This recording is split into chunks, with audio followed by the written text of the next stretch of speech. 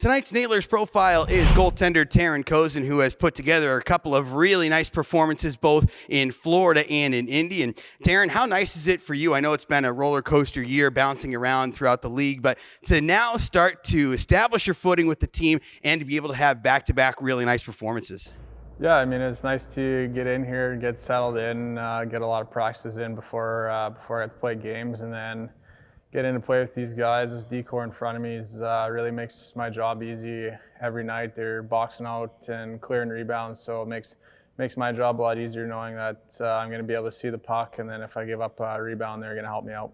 Let's talk about your journey to the pros. You and I were talking about this a little bit off the air, where you finished your junior career with Seattle, and then you ultimately decided to turn pro first a few years back and then went back to the university route. What was your ideal path? What kind of went through your head and made you go that direction?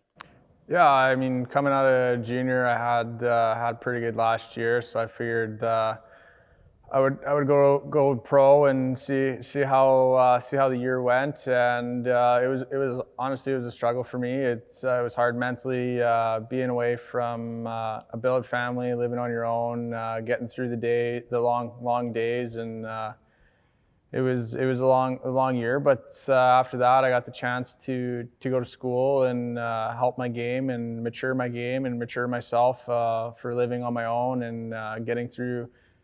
Or learning how to get through the days of practices and school and how else to kill time. So it kind of helped me prepare to come back to pro. What's the structure like for Canadian University? Because I see the NCAA tends to be a lot more structured, tends to help the goaltenders out. Do you see that in the Canadian game too?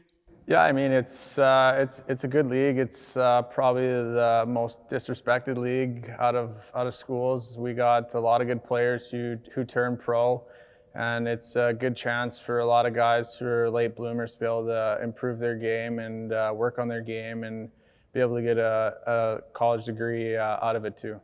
As you looked to return to the pro game this year, obviously we're in a season that's different than any other. So what was that like for you trying to first establish a spot where you wanted to play?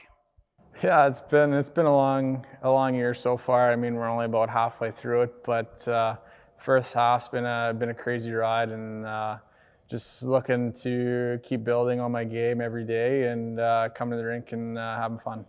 One of the things that getting a chance to go to a lot of places has given you is a lot of different goaltending partners. So in the time that you've had to spend with some of them, are there some that have really jumped out at you and you've really gotten to take a lot from them in terms of what to expect at the pro game or even something stylistically?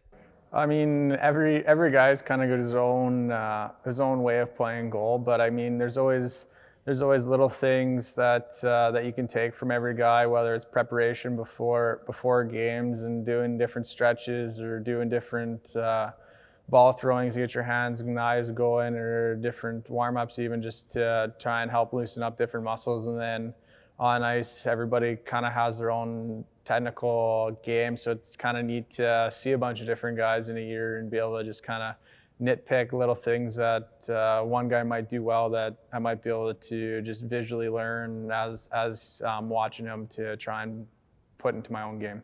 You've had a couple of games that have had some really unique scenarios in them, where your Wheeling debut against Wichita, you only faced one shot on goal in the entire second period, which is incredibly wild.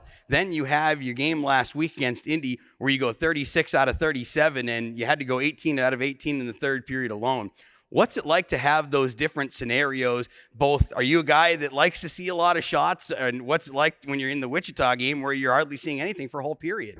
Yeah, I mean, it's kind of good both ways. I mean, some days it's nice to not see a whole lot, and you know the team's playing really well in front of you. So when you get your saves, it's you just kind of move on. And some nights when you're really feeling the puck and you're getting lots of shots, it's always nice to keep getting those shots when you're seeing it well. So I mean, it kind of goes both ways on just kind of mentally. You just kind of got to stay in it and stay prepared.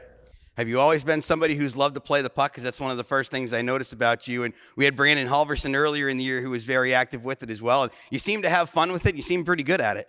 Yeah, it's something I've been doing since I was a little kid. So I mean, it takes a long time to get good at it or to stay consistent with it. But I'm just trying to help my D out so they don't get hit as much.